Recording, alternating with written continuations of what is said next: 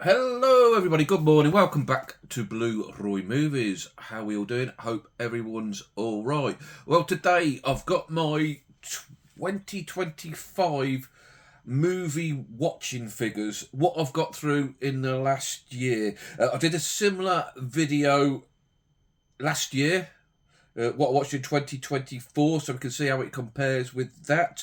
Marcus X-Files 2708. He's recently done a similar video to this. He did it yesterday, I think. I put his link down below, so if you want to check out what Marcus has been watching over 2025, go and check that out. Now, Marcus, he did his with his Letterboxd account on the screen and showed you the screen as he was talking about it. I'm more old school. In fact, there's no school like the old school, and I'm the headmaster.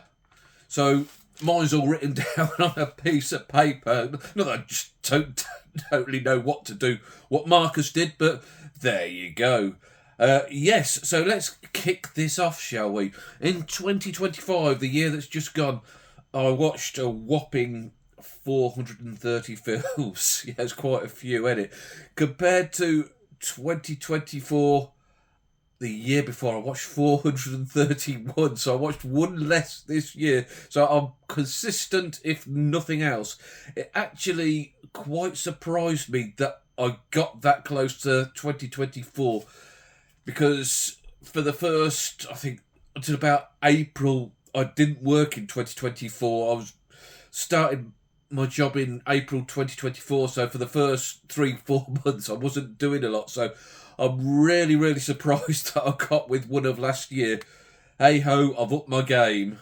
Yeah, so 430 films, and that equates to 35.8 per month, or 8.2 per week, so well over a film a day.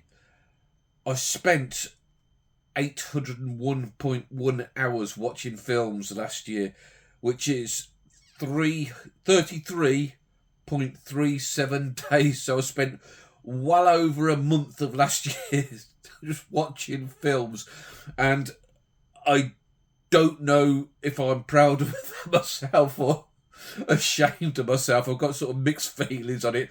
I'm leaning towards proud of myself, I must admit. But yeah, to spend like over a month just watching films is, I don't know. Thursdays was the days that I watched most films. I watched 88 films on a Thursday. I think I do try, with my health condition, to have one day a week where I could just reset and do nothing and build up my energy levels, and Thursday seems to be the day where we don't have any work on a Thursday at work, so I'm always off on a Thursday, and my mate's not around, so he doesn't come bothering me or anything like that. So Thursday seems to be the day to myself. The wife's at work, so I just lounge about watching films in my boxer shorts. Hey-oh, sue me. The day I watched least films was, funnily enough, when most people probably watch their films, a Saturday. I watched 40 films on a Saturday. I usually off to work quite early in the morning. I worked at about 1:30, 2 o'clock.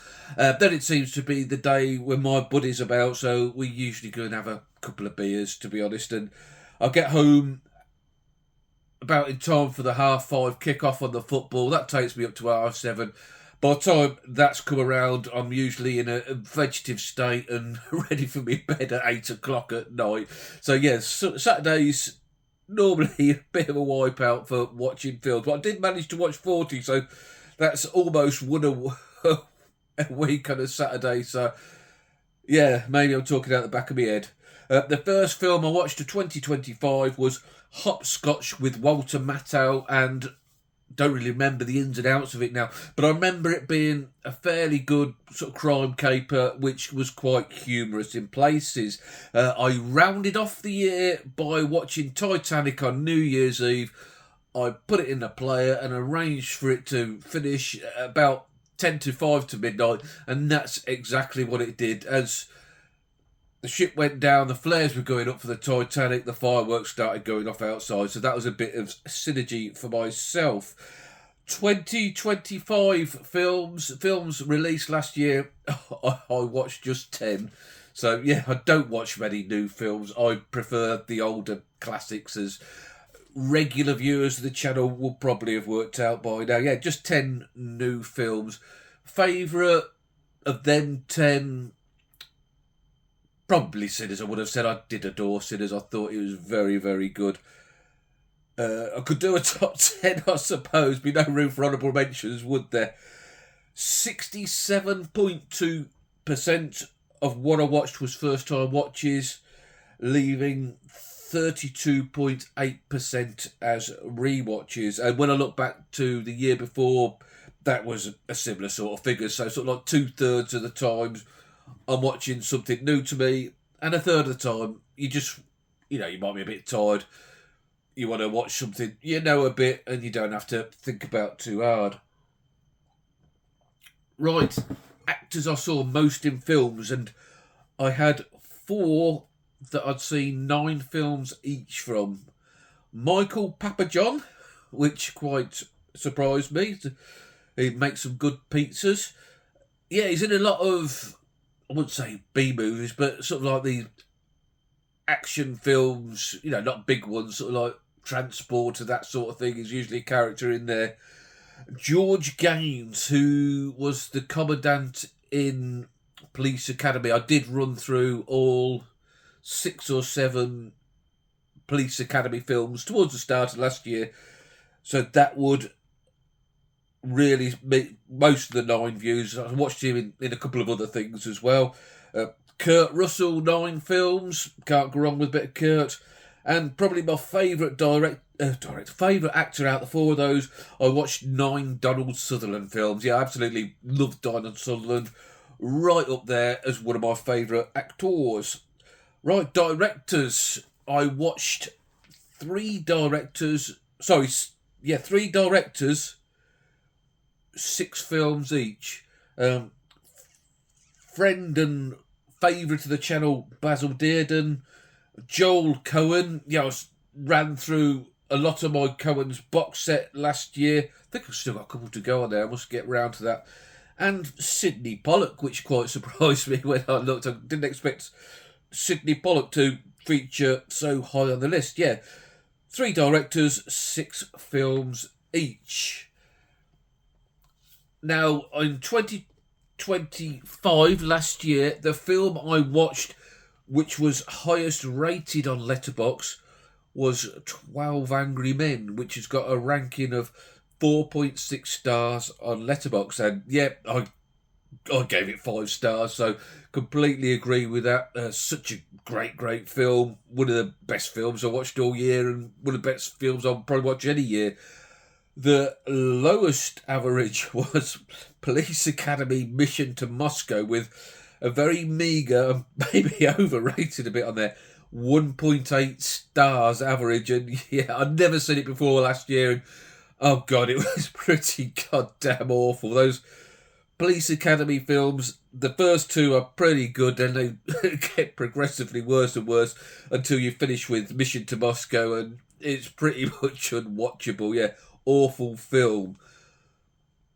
The most popular film I watched last year, that the most people watched it on Letterboxd, was Sinners, which has been watched by 3.4 million Letterboxd users, which, considering, don't get me wrong, like I said, it was a film I enjoyed most of last year's releases that I've watched, considering that the brilliant 12 Angry Men is, 1950 something, 1.7 million views on Letterboxd. So a film that came out last year has got twice as many views as the classic 12 Angry Men. Makes me a bit of an angry man myself, and a bit saddened at the movie viewing public. I suppose Letterboxd being a computer and app, I suppose it's got a lot of younger users who are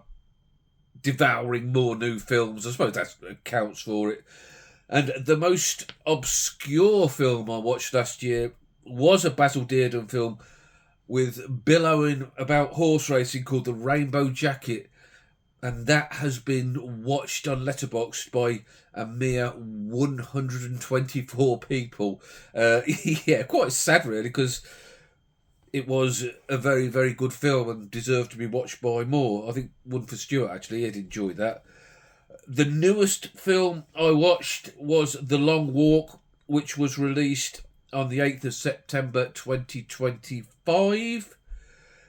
The oldest film I watched was a Frankenstein from 1910, which I watched Mary Shelley's Frankenstein from the 90s, I think 94, and that was a special feature on there, the 1910 silent version. And I'll tell you what, for the time, it was a very well-made film. I quite enjoyed it. Yeah, it was actually pretty creepy.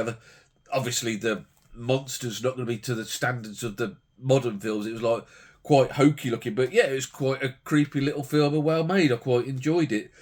The longest film I watched was The Godfather 2, clocking in at 202 minutes. So that's what, 3 hours, 22 minutes. Yeah, so that was quite... And that was, believe it or not, a first time watching, whilst I obviously thought it was very good. For me, not quite as good as Godfather 1. I've seen Godfather 1 over and over, so maybe it's because I'm familiar and more comfortable with it that I prefer it. Maybe on a few more watches of Godfather 2, it might be up there or even seesaw, and you never know.